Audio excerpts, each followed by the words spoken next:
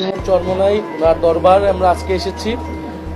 রাজনৈতিকভাবেও পীর সাহেব চরমোনাই গণ অভ্যুত্থানে ইসলামী আন্দোলন আমাদের গণ অভ্যুত্থানের শরিক ছিলেন এবং আজকে আমরা এই দরবারে এসেছি জাতীয় নাগরিক পার্টির জায়গা থেকে শুভেচ্ছা বিনিময় করতে। এবং এই দরবার বাংলাদেশে এবং পীর সাহেব চরমোনাই পরিবার ইসলাম প্রচারে পুরো বাংলাদেশ এবং বরিশাল অঞ্চলে যে গুরুত্বপূর্ণ ভূমিকা রেখেছে এটা আমরা সকলেই জানি।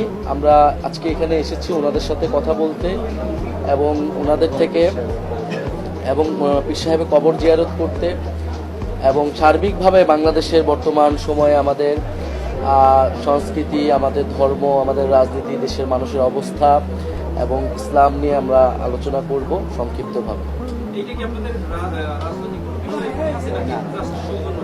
না, আমরা তো বিভিন্ন জায়গায় অনেক যেখানে ঐতিহ্যবাহী মাদ্রাসা রয়েছে, দরবার শরীফ রয়েছে, রাজনৈতিকভাবে তো আমাদের একটা যোগাযোগ আছে। সেটা আমরা তো রাজনৈতিকভাবে তাদের অফিসেও গিয়েছি, বহুবার আমরা অফিসিয়ালি কথাও বলেছি।